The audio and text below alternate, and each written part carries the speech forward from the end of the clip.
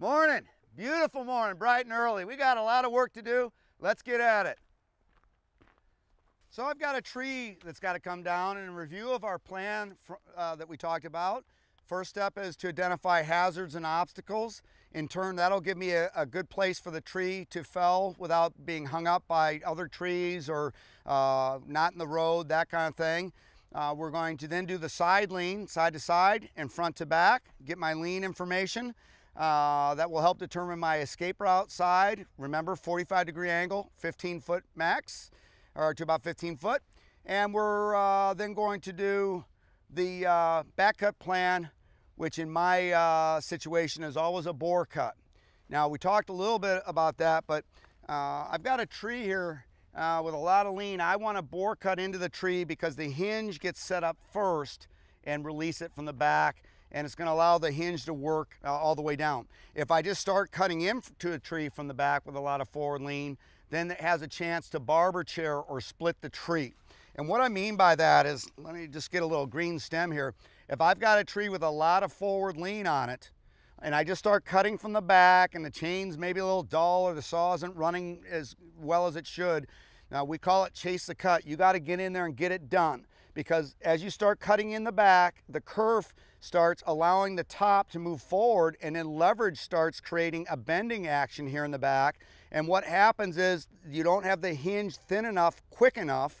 It's very thick. It doesn't allow it to release at the base. It creates pressure up here to where the tree will, what we call barber chair. And in the old day, you had, as you keep bending this, it actually splits, and then the tree seeks the stump, so to speak.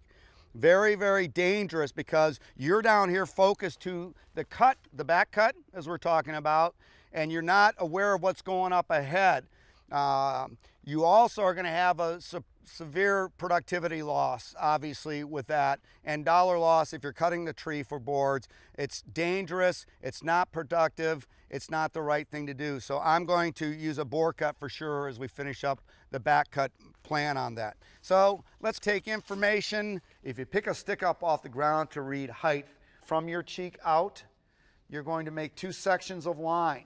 So from here to the end of my stick equals from here to my cheek, or to my eye, if you will. Lowering your shoulders down to the base of the tree, looking at it here. When that is framed at the base, and when you look at the top, you can walk forward or backwards so that you frame the top of the tree at the top of the stick. That line sight going up forms the third side of a right triangle, and from that place where you're standing, that's where that tree will come down.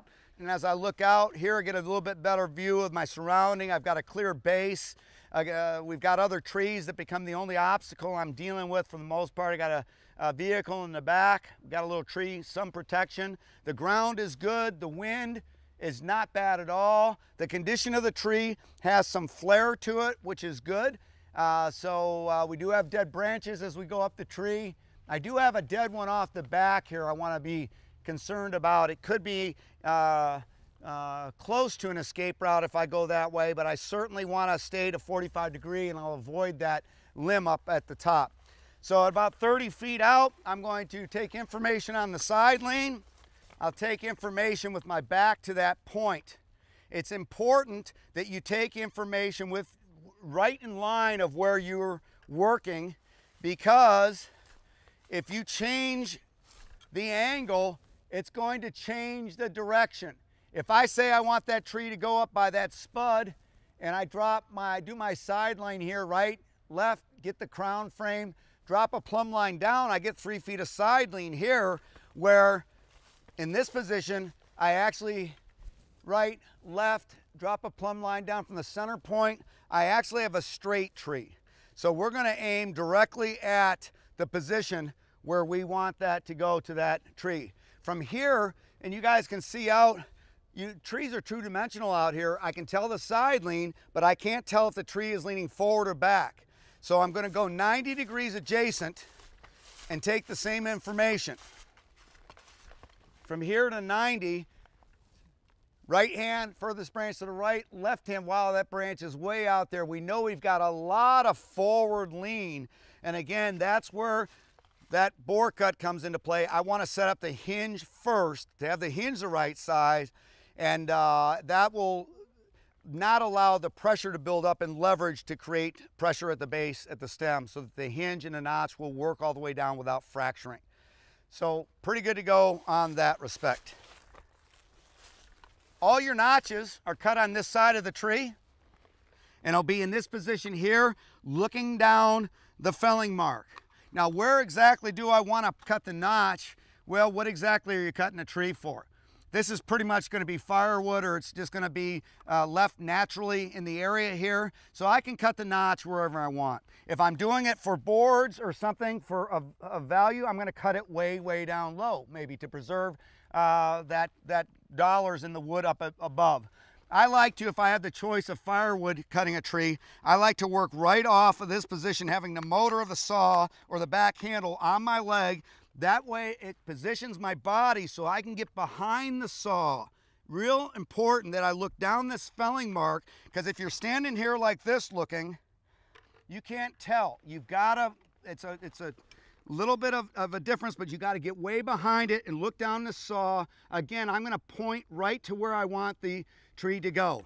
Now, if the tree had 2 feet of side lean to the left, let's say it's leaning to the left, and I aim where I want it to go, and the tree goes down, I miss my mark. So what I do to compensate again is I would aim not where I want it to go, but I would aim 2 feet offsetting that. So as I aim this way with my notch or my felling mark on my saw, the tree goes and brings the point right to where I want it to go based on offsetting that aim on my saw. Okay? So, in this case, I'm going to cut this notch about right in this area here.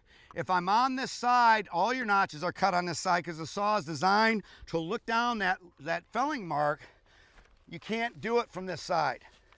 You can't get to a position where you can see the line, so all notches would be cut on this side of the tree, and then you would want to get on the other side or on the side that you're escaping to, retreating to, because we don't want to be going back across the back of the tree. So I'm going to put the notch in on this side. The first thing I say is, what do I have at 45-degree angle, 15 feet of the stump?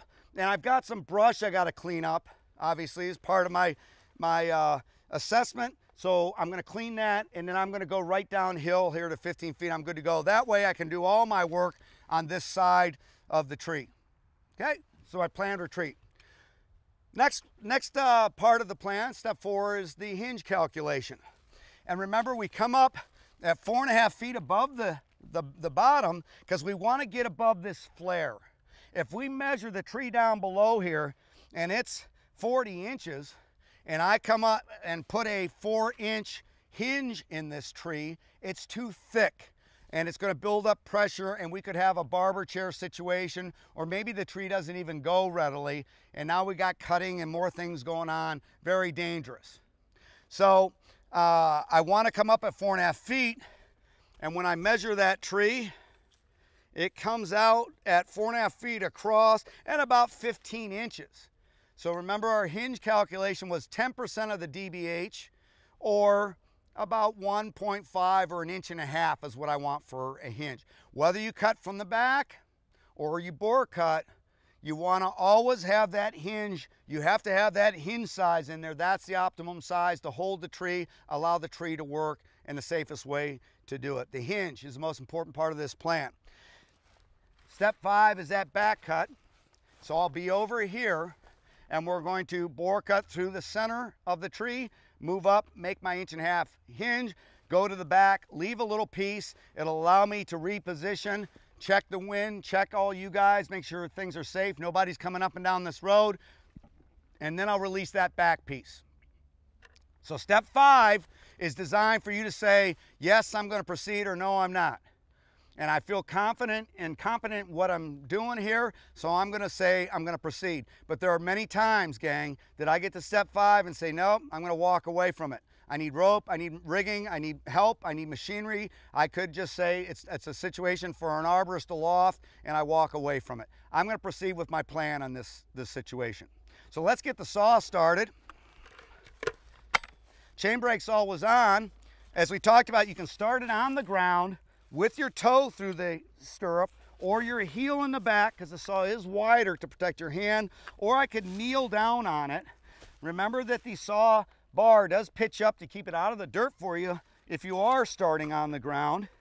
The second way to start it, chain brake on obviously, is to leg lock it. Put it under your knee, because the rule is, and the right thing to do, you don't want to have any movement of that bar while you're cutting a tree. So I'm gonna lock this in, lock my arm out, and I'm gonna give it a tug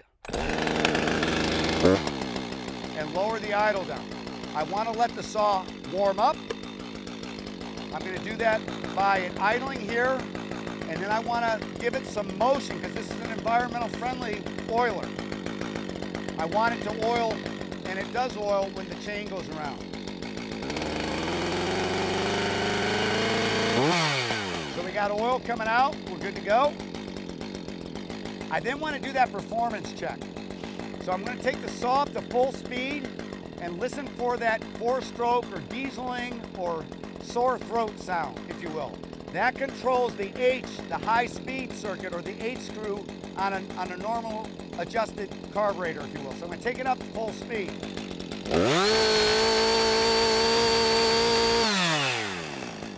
You can hear right away that it's got that dance or that little sore throat sound. It's not leaned out too straight or flat line, so we're good to go. I don't have any movement of the chain at idle. That will be the T circuit, the throttle circuit. And then I want to roll the saw right and left. It doesn't stall or stutter. And I want to hit the throttle, make sure it's very snappy up and down. So we're good to go. Now, on my notch, I'm going to use an open face notch. We talked about those 3 notches. You have a standard notch, 45 degrees, very deep. The bottom cut's level with the lay of the land. You have the Humboldt, which is upside down, if you will, so the notch would slide out. It also created a step back cut, so the tree doesn't kick off the back as readily. And if you combine the two and open it up to 70 or more, you get an open face notch. The open face notch, to me, is preferred, because instead of the tree stopping at 45 when the notch closes, it allows the hinge to work all the way to the ground, or about 70 to 90 degrees. So that's what I want. I want that notch face to close once I'm on the ground. Okay? So we'll put an open face notch in it. First thing we want to do is clean up that brush, as we talked about. I'm going to get this axe somewhere where it's readily available if I do need it for anything, but I don't want it exactly in my escape route.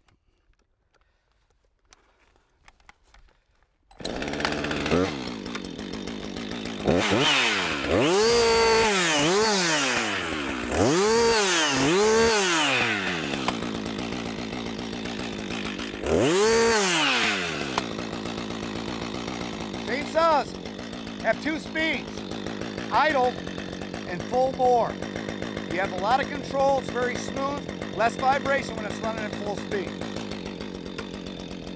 So I'm going to position my body here. The chainsaws are built a nice, comfortable hold in the handle so that it gives you that 70-degree pitch automatically. It's also nice and level. We want that cut to be level, because when I make this cut here, holding it level will allow me to match the bottom cut much more easily. So I'm going to hold the saw here at 70 degrees. I want to sight down to where I want the tree to go, and I'm going to start my cut. But I'm not going to look at what I'm doing. If I say this is where I want the tree to go and start looking at what I'm doing, I've just changed the direction of the cut. So I want to stay in here focused so that the line is going right at my marker out there until the saw gets fit into the wood. Okay, so let's get that part done.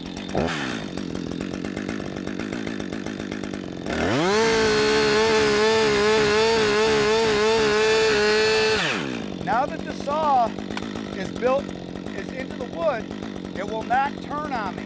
So now I want to focus to being 80% across the face of this tree for my hinge.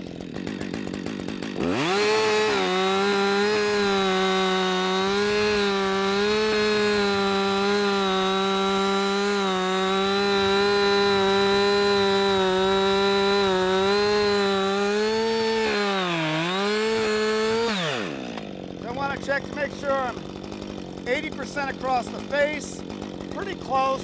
From here to here, it could be just a little bit more work.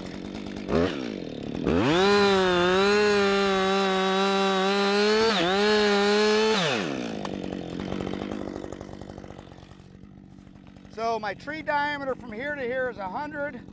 From here to here, oh, about 80%. I think we're good to go. So we're going to now make the bottom cut with the lay of the land. It's pretty level here.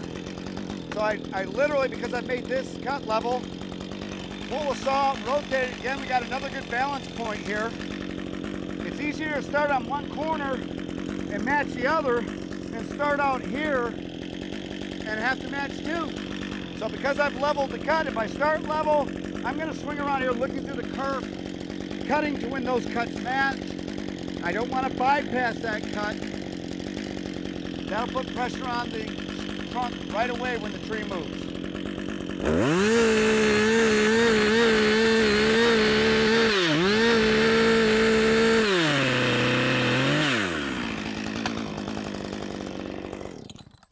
So we have our 70-degree open face notch, about 80% across the face. We talked about cutting so that you have a clean apex where the top and bottom cut come together. You want that to be clean. Now, this is fine. I wanted to leave just a hair bit of this to show you that if this cut goes down or in further than the width of the chain, which is 3/8 of an inch roughly, then you've got too much bypass. You got to clean that up by taking the bottom or recutting both sides of the top cut to get that to be perfectly clean. Because the cut is not deeper than 3/8, either down or in, which is wider than the chain itself, this cut is perfectly okay. And as you can tell, it's going to allow the tree to come down. The face notch will close on the bottom cut. It won't close in the kerf or this bypass, which again is very dangerous. So we're ready to start our back cut plan, which is mine is a bore cut. And remember, we want to review what we talked about earlier about reactive forces of the saw. When you use the bottom of the bar, the tendency is to pull away from you. And again, that equates to a good stance, be anchored down, good terrain, nothing there that's going to create trip hazard or pull me over or snag me.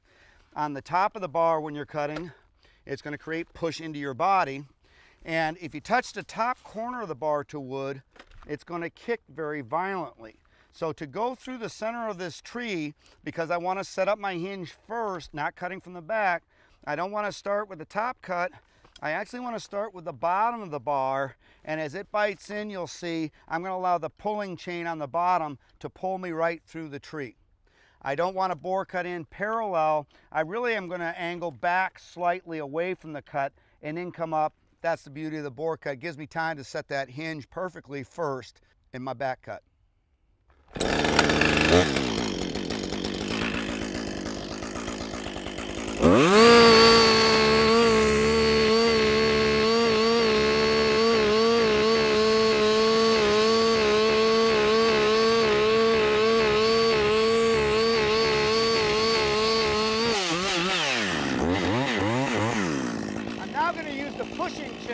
So I like to anchor my body on the saw so I save energy. It's going to tend to push back as I'm using the top of the bar.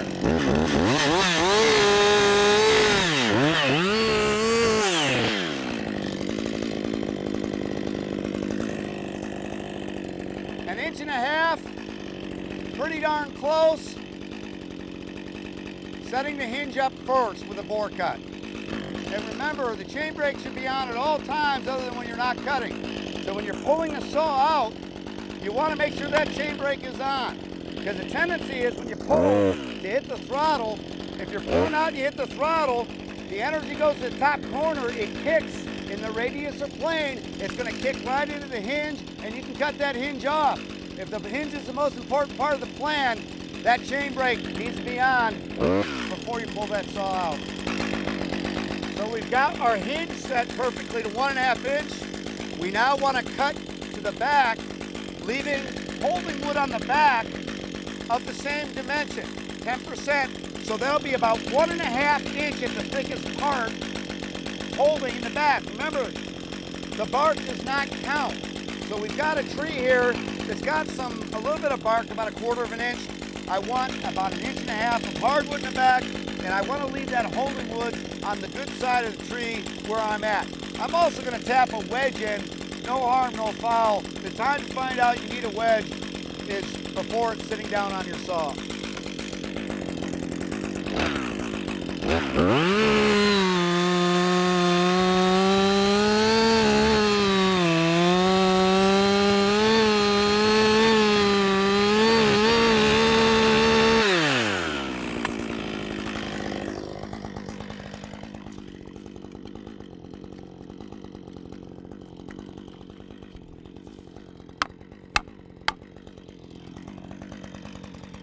So we've got the tree set up with our back strap now on the back, which is 10% of the DVH, just like the hinge. 10% of 15 would be 1.5.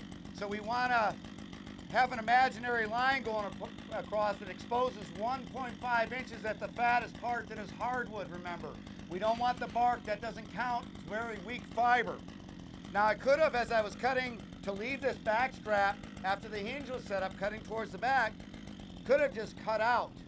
But I don't like that because, as we mentioned, 85% of injury occurring within 15 feet of the stump.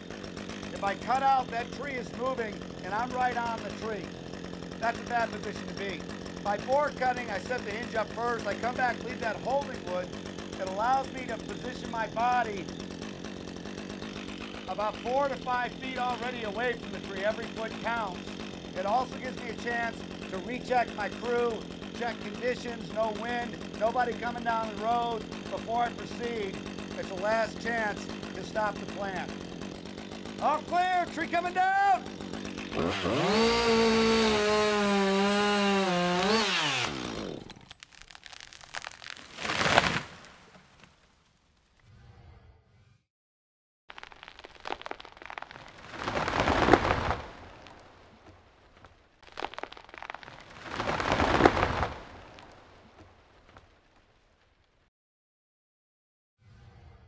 Before I come into the area, I want to make sure nothing ahead has been hit or come down, springs back, and then I want to give a command, all clear. We're good to go to come into our stump. So if we take a look at our stump, there's a lot we can tell about our plan as to if things went well or if we had some difficulty. The first thing you can see is that our hinge here is 80% across the diameter, roughly 80% the diameter of the tree. Now we focused 80% because if we went to 100%, the hinge goes all the way across the middle, which incorporates a lot of the heartwood of the tree, which is the dead fiber wood, which doesn't bend as readily and doesn't hold, it's not strong, it's brittle and it breaks, if you will. So we got our hinge at 80% and we've got it running in the sapwood, good strong wood fiber, if you will. The other thing we've got regarding the hinge is we said we wanted a plan on our hinge for 1.5 inches, and that is right at about 1.5 inches, and that is right at about 1.5 inches. So we're pretty uniform, and again, that bore cut allows me to go in and set the hinge up first instead of me trying to cut from the back and race and set the hinge up as the tree is moving. So it allowed me to get my full 1.5 inches and my 80% diameter. We also had an open face notch. As we showed you, the notch face was opened to 70 degrees or more, which allows the hinge to work and the tree to get to the ground before it puts pressure and breaks this hinge.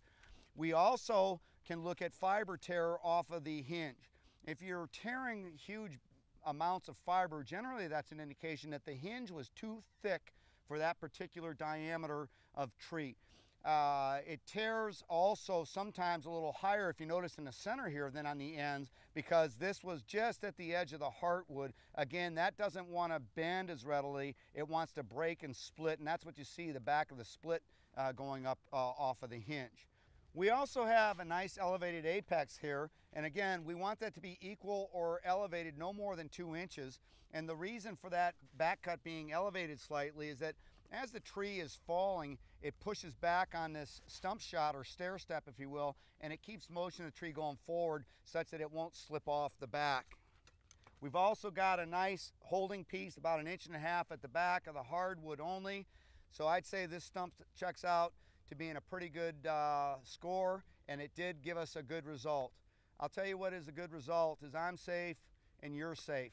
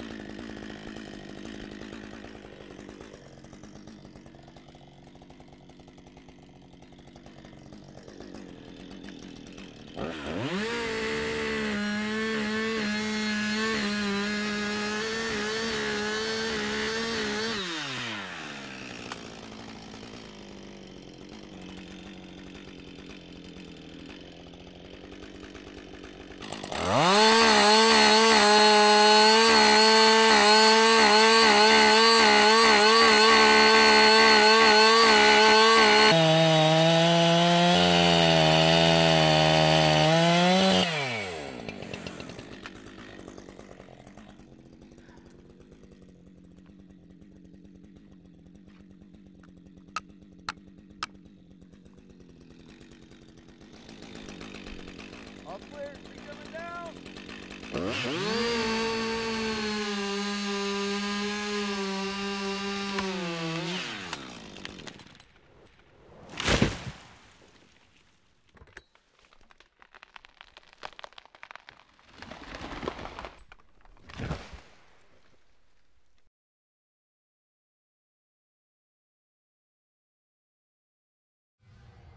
So now that the tree's down, we want to limb and bucket. Limbing and bucking is merely taking off the limbs flush to the trunk, and then we want to buck or cut it cross sections for whatever our use is. And this tree is just going to be for firewood, so we can make those cuts at any lengths we want, really. We're not subject to cutting it for boards at 16 feet or anything, so we can pretty much, we have a lot of flexibility with that. We first want to look at the ability for this tree to roll or twist. That would determine work position inside. I think if it had any ability at all to go anyway, it's going to the right, so I like being on the left, but generally with this pine, the branches are anchored in, it's pretty stable. I also want to look at the back and forth pressure from the stump to the top of the tree canopy, and it looks again that it's pretty anchored by the branches. We're on a little bit of a slope, but not much, and this will have the ability then to hold itself without shifting. We then look at up and down pressure, because we always want to make our cuts starting on the compression side and finishing on the tension side.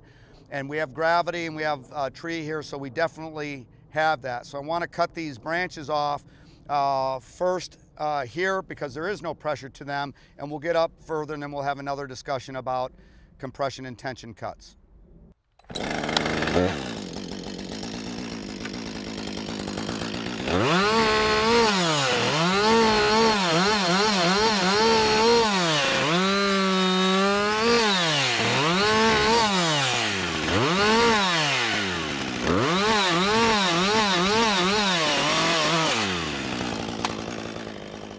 A lot of pressure on that.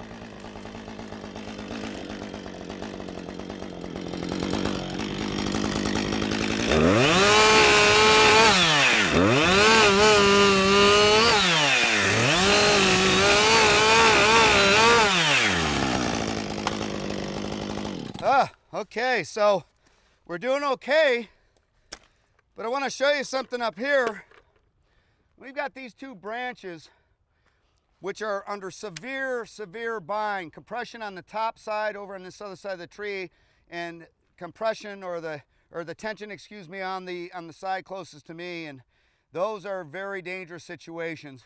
I'm going to move to the other side of the tree and we're going to show you how to deal with that. So as we talked about, we have a lot of compression here. That branch can bind down on the chain and bar very quickly, faster than I have reaction time or response. And that's what these cuts are about. Mismatched cuts are about giving us time to analyze the pressure and time to before it binds on the saw.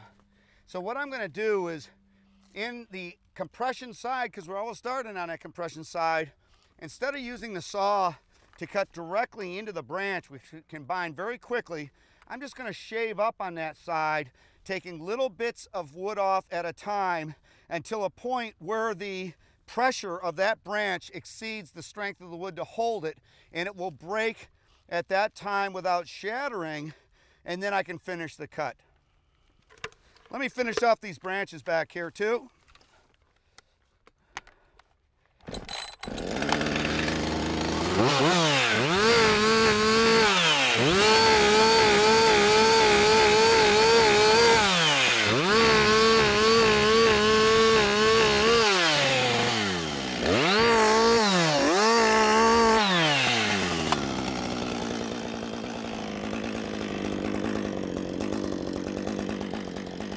these spring poles.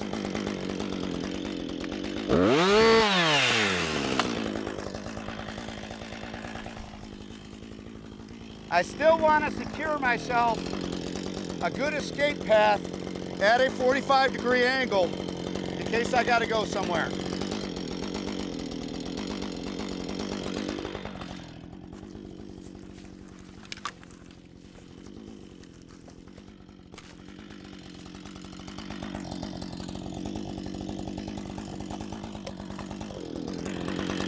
Okay, so we're going to start shaving this on the compression side.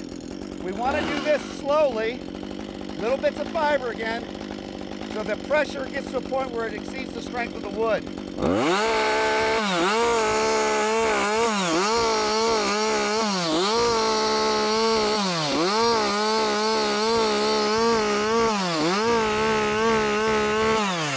the movement?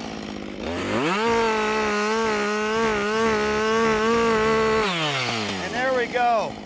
You can see how much pressure. We've taken all the fight out of it. Now we can go to the tension side and release that safely.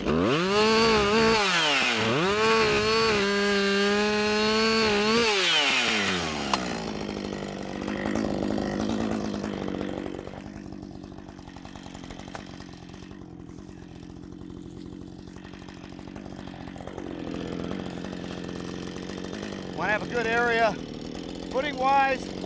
And we want to repeat that process.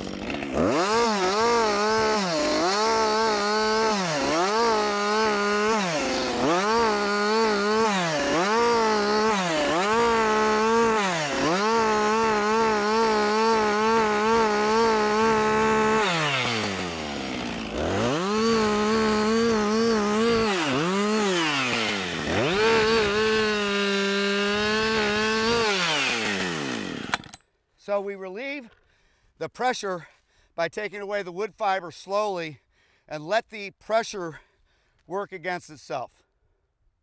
So I want to finish limbing going up the tree here, and this limb here, while there's not a lot of weight to it, but it looks like it's compressing on the bottom. So I'll make that cut on the bottom, a third, read the kerf. You know, if the kerf doesn't collapse, I could literally keep going, but I like to offset that cut or mismatch the cut, moving closer to the stem about an inch, because that's going to give me an idea if there's pressure at all on any of these branches before I finish the cut. And that way it doesn't spring off back to me where I might step back, stumble, fall, roll over some of these branches.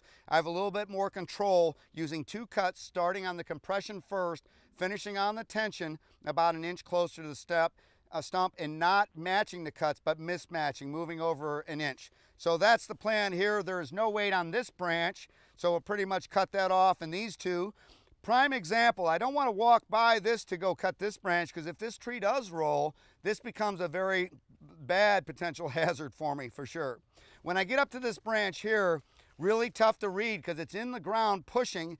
Can't tell if it's pushing up, heaving, creating compression on the bottom and tension on the top, or if it's creating compression on the top and tension on the bottom. So I'm going to start with a cut on the bottom and read the kerf. Remember, if the kerf collapses, starts collapsing, stop, because I am cutting on the compression side of the wood. Move over an inch, mismatch the cut from the tension side. Always finish on that tension side where the kerf is opening up.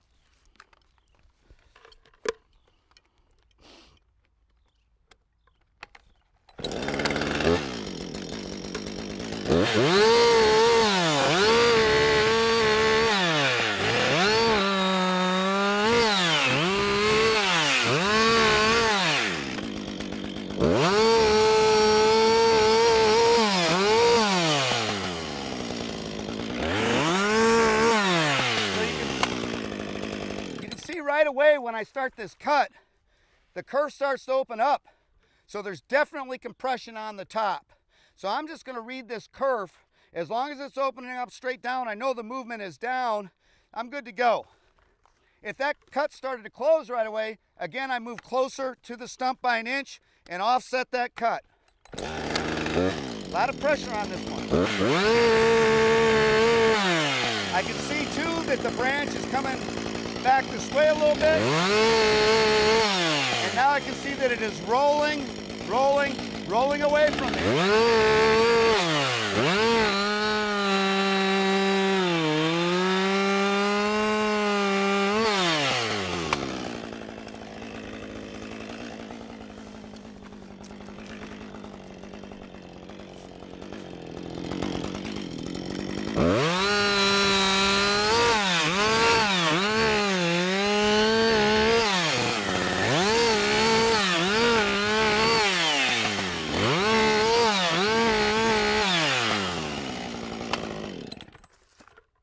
example there.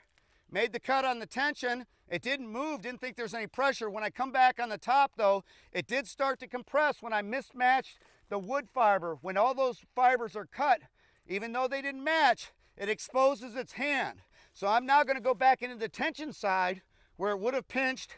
I'm now going to cut through the branch safely without creating a pinch hazard on my saw, which then in turn could create a hazard to me.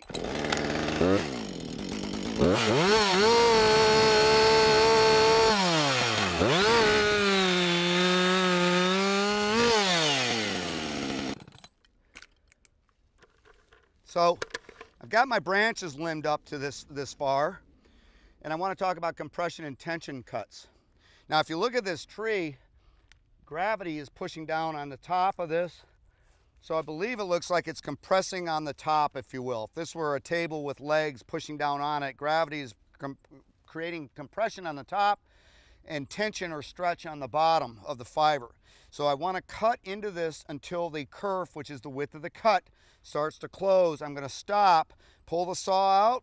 I'm going to put a wedge in, which will occupy the kerf, and I'll go back in and finish that cut, or finish from the tension side, if you will, cut up until we get a clean cut on that. Remember that you always cut the compression first and finish on the tension, or the tension last. The tension fiber last. Compression first, tension last.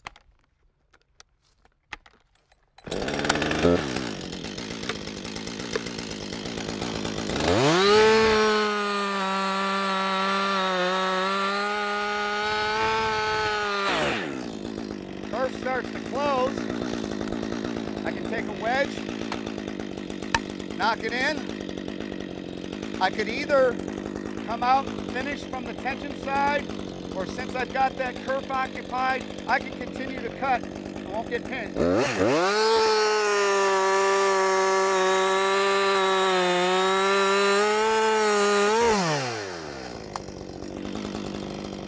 Another use of the wedge is, we talked about the bar angles up, and it matches the contour of that. We can use that wedge as a barrier underneath the tree. I could pound it in with my axe and make that cut over the wedge, so that if the saw does come down into the dirt, obviously you have a barrier of a polymer wedge which does no damage to the chain at all as protection. I also can use the wedge as I buck this, since the bar is angled up. If I cut down to the heel of the handle and down so that the motor is flat on the ground, I still leave some hinge wood uncut at the bottom. I'm then going to put a wedge in the top of that cut and hit it with an axe, and you'll see that it puts taper on both ends. It's going to lift that wood up right up off the ground where I'm cutting, and then I can finish the cut naturally with airspace, not into the dirt, so I'm not going to dull my chain.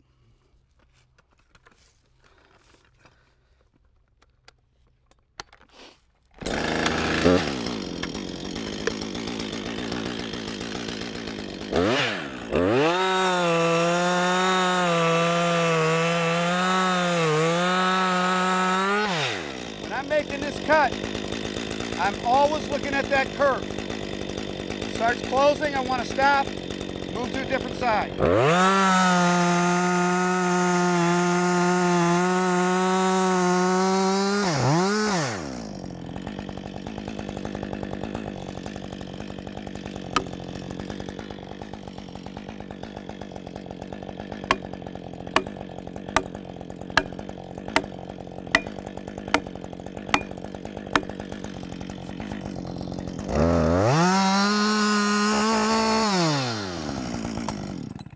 So I finished my cut without pinching and in the airspace, without getting the bar and chain into the dirt, so I don't have dull chain. So another cut we can make to help expose the pressure so that I can get in a better work position, a better side on the tension side, away from where the wood is moving, would be a tongue and groove cut. And this cut is going to be one that I bore cut through the center. I'm going to come to the top. I believe this is again the compression side. Cut about a third, or until I bypass that first bore cut, and then I'm going to finish the cut on the bottom, always looking at the cuts that I make. because if those cuts collapse on my side, I know the movement of the wood is that way. I'm a good side of the wood to finish. If it opens up on top, I know I need to extend my distance, not to get my chin or anything up where that wood could spring. If it opens up on the bottom, then I know it's moving down. Again, I want to make sure I'm on the uphill side, which I am, and I also want to make sure that I don't have that wood coming down near my feet or anything that way.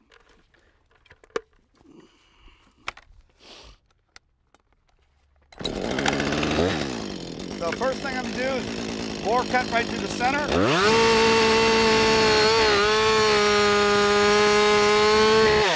Okay, I'm then going to make a compression cut on the top. Finish with a tension cut on the bottom.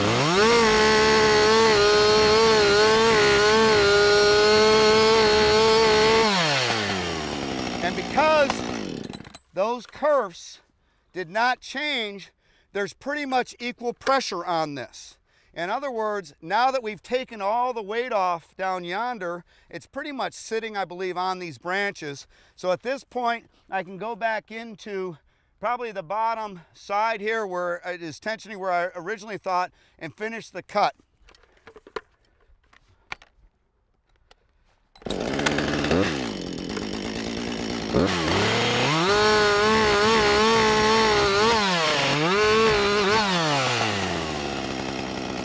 Let me show you a little bit more about what that looks like here on this part that's elevated.